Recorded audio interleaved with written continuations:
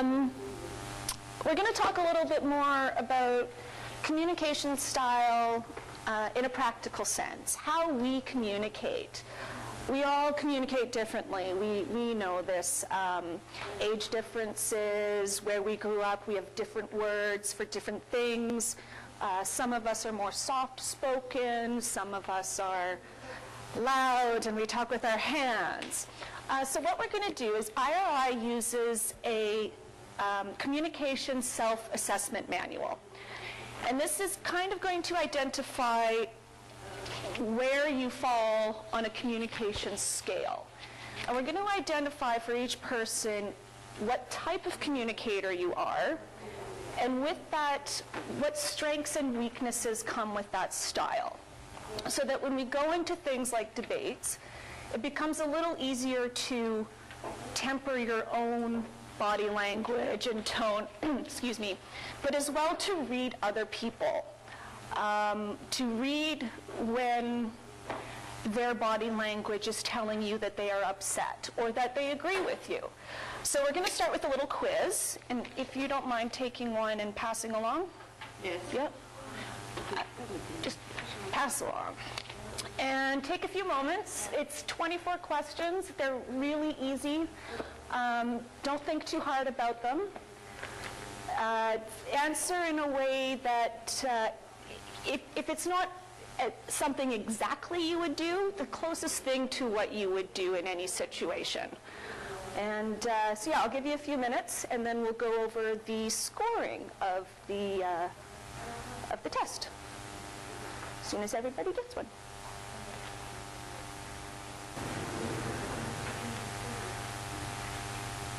All right, can I move ahead?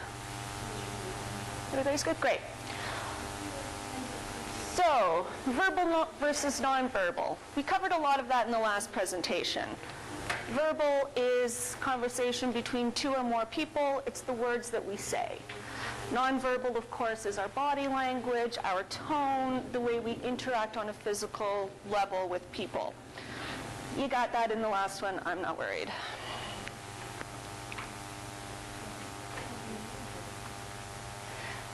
So, breaking down our communication. We've got 4 different categories here. The first is verbal, which sounds like a repeat from the last one, but we're going to break down verbal even more. Verbal is the actual words that we choose. It's me talking to Aisha, and the difference between calling her my colleague or my friend Aisha. There's a very specific word I've used for a very specific reason. This is where our verbal communication comes in. Now, working with people of different ages, people of different cultures, people of different genders, sometimes our words mean different things to different people. So it's just a good idea to be aware of who you're talking to and the words that we're using. For example, if I said to Aisha, "Hey babe, how's it going?" she may take that in a less than pleasant manner. Maybe, maybe not.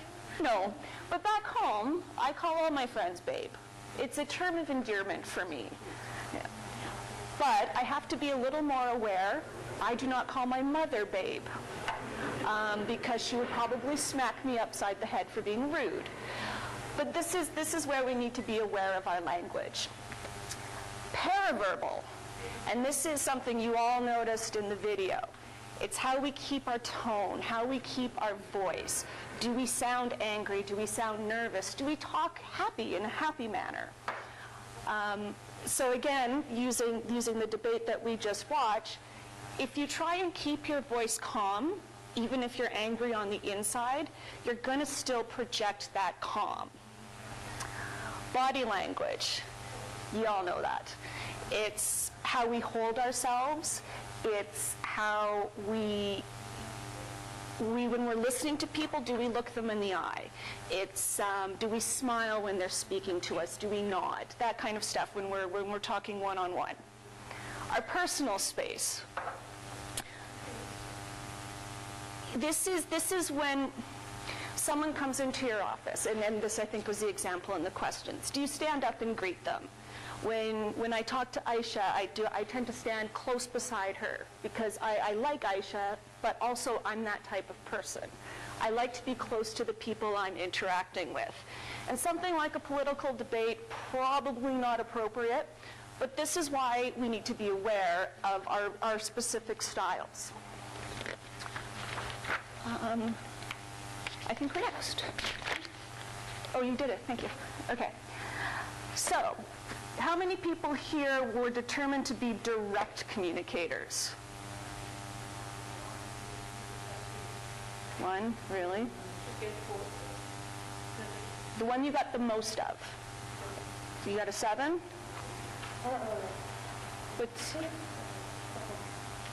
What is it in? Oh, how many of you are direct communicators?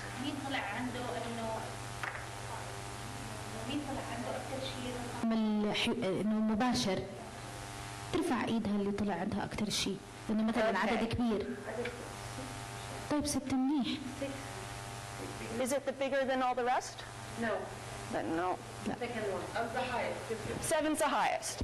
Anybody where it's your... 9. Yeah, that doesn't surprise me. I thought there'd be more of you in this room. If only because people who are direct speakers tend to be a little forceful. These are people who, similar to the Prime Minister in the example we just saw, were very concise sentences. Your language is chosen well. You speak clearly, you know what you want, and everything is a little more forceful.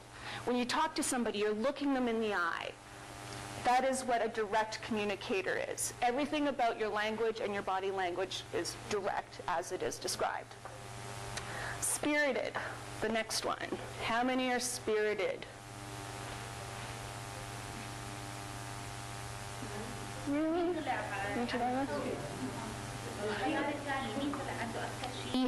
مفعم بالحيوية. Sorry? That's good. Yeah. انه اعلى رقم من اللي انت جمعتيه بالورقة تبعتك، اعلى رقم.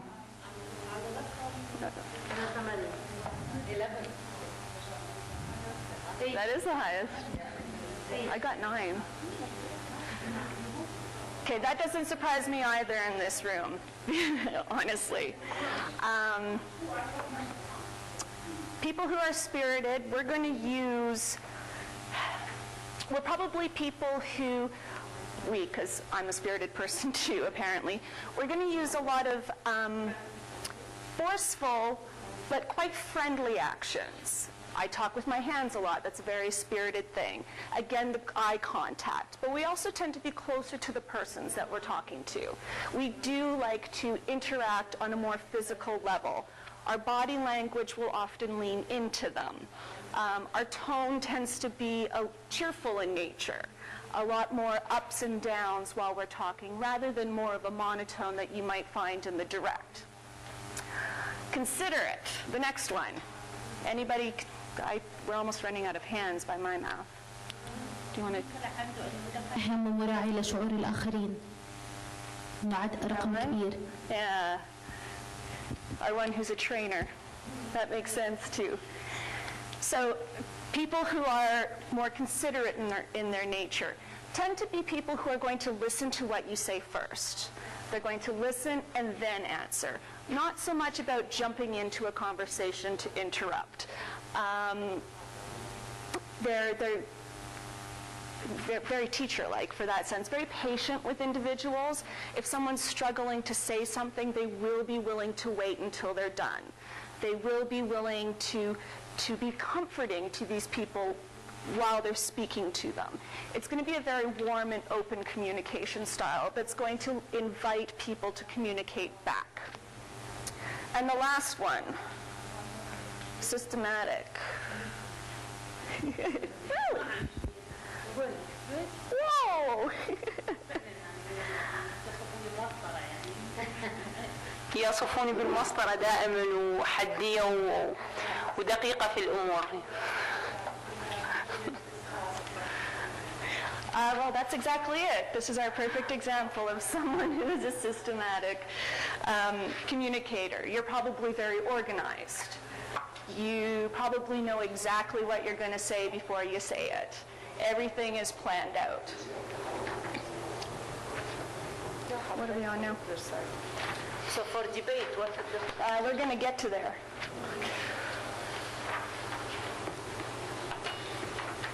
Oh, no, can you go forward to assertiveness? Slide 7? Oh, you did? Okay, thank you.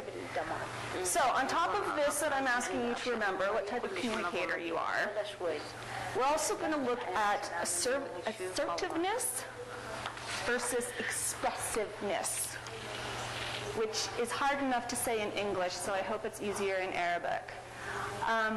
Assertiveness. This isn't aggression. This is standing up for yourself, regardless of your communication style.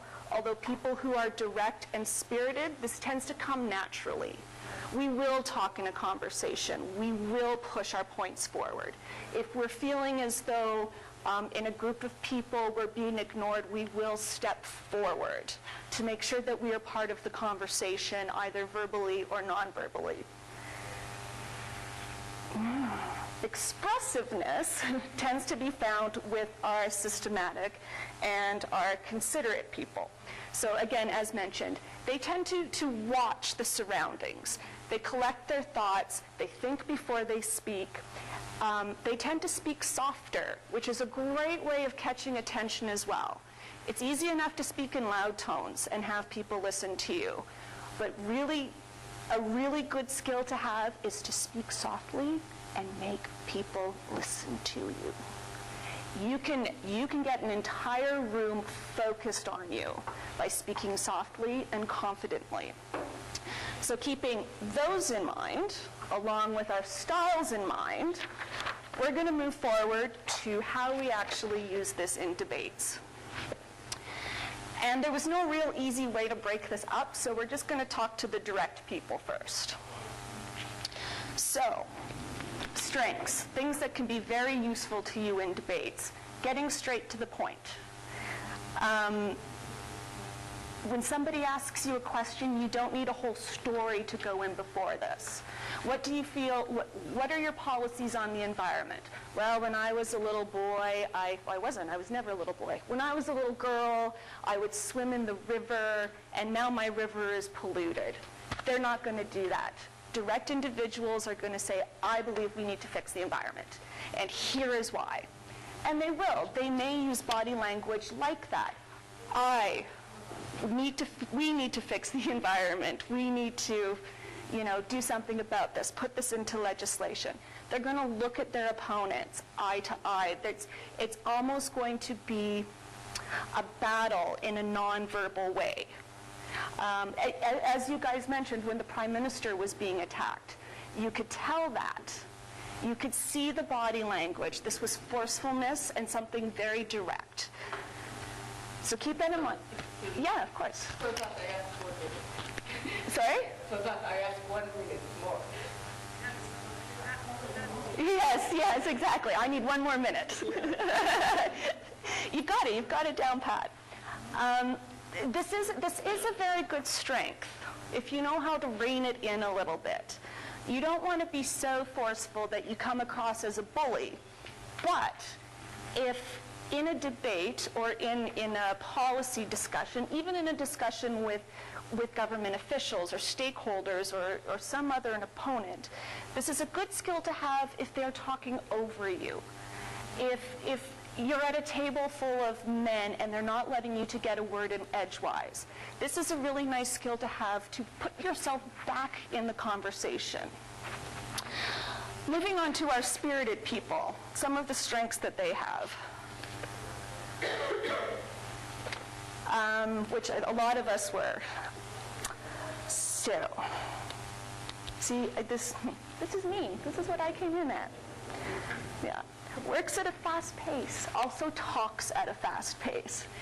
But the nice thing about spirited people is that we do tend to bring in elements of personality into our speaking. So for example, going back to my environment, me being a little girl by the river, this is where I would start to tell that story. I was a little girl and I played by a river, and now it's full of pollution and garbage. That's why I think that we need to really examine our policies. This is something that is going to draw a certain type of audience to you.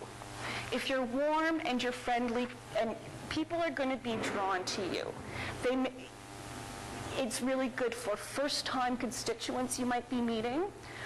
It might be really good for a table full of peers and friends, people that you already have a relationship with. It's a lot easier. You can draw them in a little more with your welcoming words and your welcoming actions, and to maybe get a little further than you would have previously. Considerate. These do tend to be a lot of teachers, and there is a great reason why. Very, very good listeners. And wonderful to have when working in coalitions or in negotiations. They're going to get to the core of a matter. They're going to listen, and they're going to, their body language is going to welcome the comments. When they're sitting there and you're talking to them, they're not going to be closed off. They'll be nodding along with you. They'll be smiling at you to continue. And you will, it in turn makes this, gives you a sense of wanting to speak more. You want to tell them more. You want to share. You want a trusting relationship. So this is, like I said, great for negotiations. Could be very disarming in a debate, but usually not the best tactic, at least for what we've been studying right now. Systematic. I'm afraid of you. Just a little bit. You're probably going to be the boss of just about everything. You're going to be so precise. People are going to have a hard time rattling you. You know how to talk to people without letting them in too much. You know how to hold your body language in such a way that you're not pushing them away, but you're not welcoming them either. This is probably very, very good when dealing with journalists. You control all the messaging. It comes naturally to you to some respect in putting forward the persona that you want others to see, I suspect. I mean, we're all bits and pieces of everything, right? But these are just some guidelines. So some of our trouble spots. Direct, and this is where we need to watch out when we're speaking publicly. Direct people. You might tend to talk over others. You might tend to not listen to others. You might tend to get into those heated exchanges in the debate. You might start to, no matter how much you watch your body language, tense up because you have something to say and you want to say it now. Spirited people. To the extent it's the same problem, except we get so involved in wanting to share our stories that we want to get it all in right away. We have so much to say and we want you to hear it. And again, in debates, we could see like the Elizabeth May talking very, very quickly, as I think I might be doing now. Yeah, I could see it. Talking very quickly and sometimes losing your audience in the process. If you're struggling to keep up with what they're saying, you're lost. You've lost that conversation. Considerate. Their best strengths are probably their best weaknesses. They are a little more soft-spoken. They are a little more willing to listen. It's possible that in a debate situation or a public policy conversation that you could get lost. People who are spirited or direct are going to talk over you. And the assertiveness to force yourself back into a conversation isn't always natural. So this is something that could definitely be worked at. I don't know if you guys noticed it so much. We didn't really speak of him. Steph Dion, he had the little glasses, French accent. He's a bit of a soft-spoken man. Doesn't like conflict, he stays away from it. And the interesting thing I noticed is that none of you mentioned him. And that's kind of exactly my argument, is that sometimes happen in that you just become background. You become scenery. You didn't make an impression one way or the other, which is almost worse than making a bad impression. Systematic. You do have a downfall. أعتقد مملان. No, not boring at all. No, but with you being so the ruler with everything that you've done, what often happens is that you may run out of time in explaining. You know all the details. When you're talking about statistics, you're going to have 15 statistics. I don't know why I pointed there, but you're going to have 15 different statistics, and you're going to want to say them all because you've planned this. And again, you could lose people. The argument or the debate could go on around you while you have a plan and you need to get through it. So we all have our strengths and weaknesses, and to some of these, you may be a spirited speaker who is exceedingly good at maintaining your body language.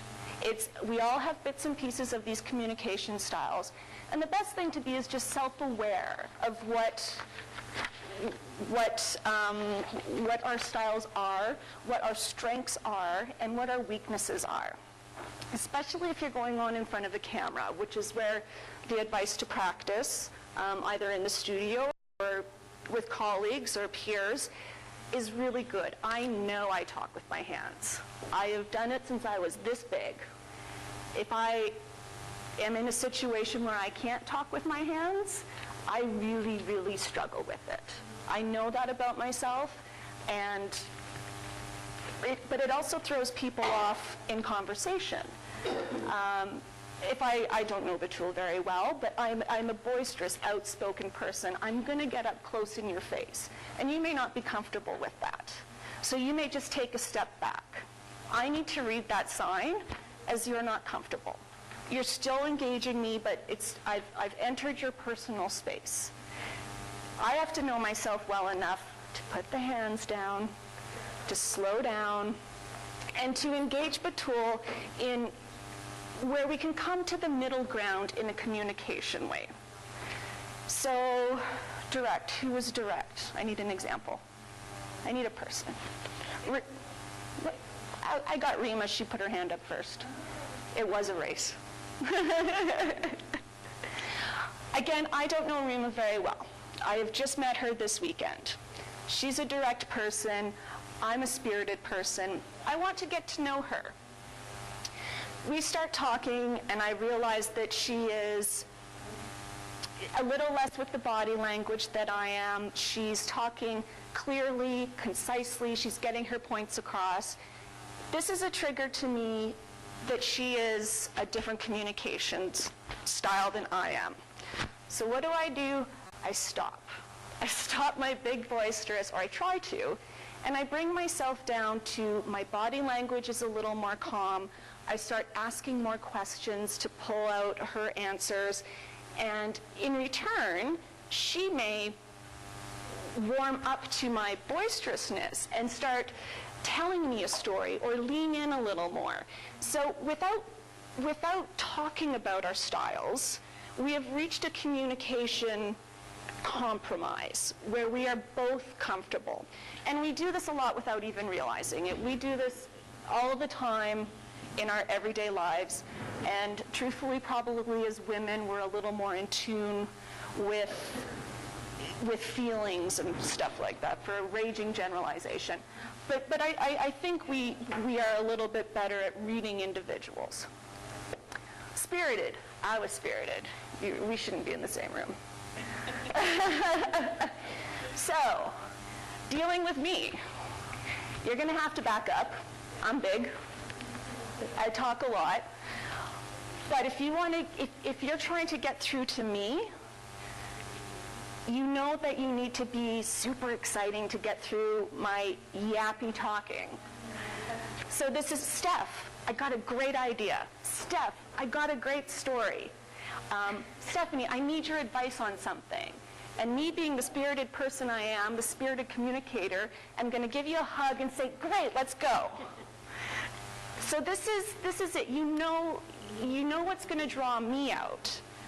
And so that's, you can start to engage that way. Considerate. Considerate people, once we draw them out of their shell and get them talking, not that you're quiet, but this is, you want to pull them into the conversation a little more without making them feel uncomfortable. Ask questions. Ask a lot of questions. If you're working in a situation, like a debate may not be the best example, but if you're working at a negotiation table, this is a perfect time. You've got a little bit of time, you've got some space, you know each other fairly, or more than just hello. Ask questions, get them interested, because they have been listening to the entire conversation around you, and they're going to come up with something that is thoughtful and concise in very few words that I have just spent 10 minutes and a million words trying to explain the exact same thing. So it's to read those people. Ask the proper questions. Ask the questions that are going to engage them. And be respectful of their silence at the same, or their patience and their reservedness at the same time. Systematic. You're actually probably easy to deal with.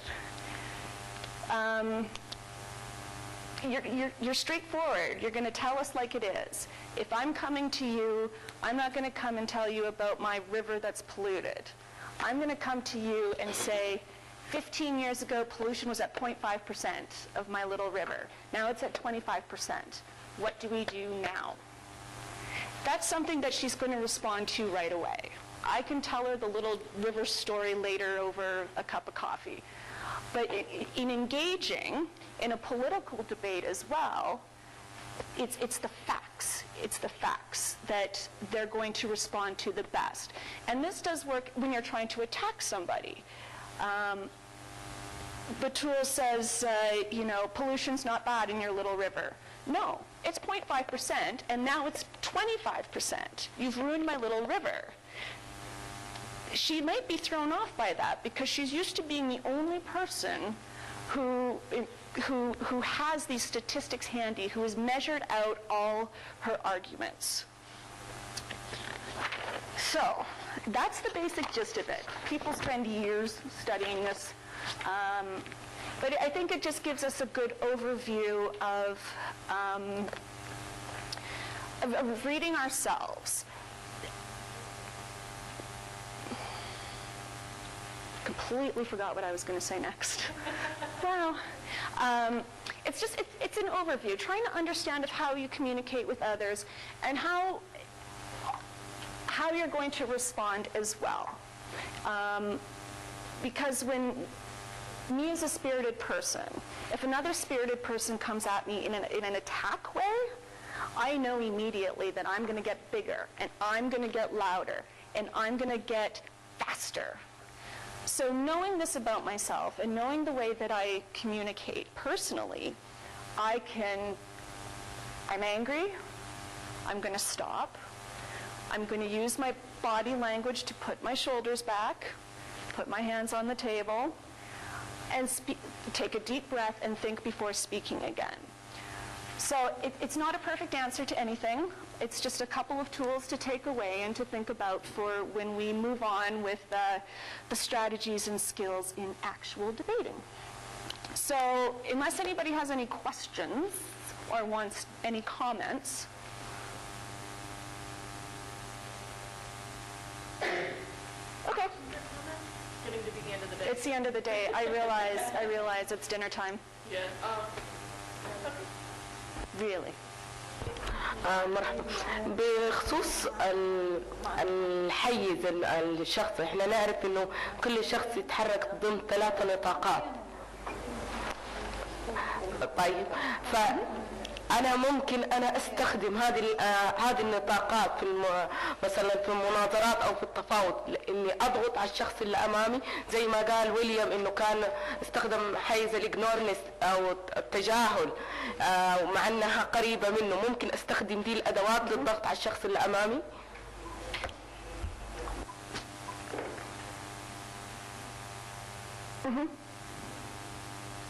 No, maybe again.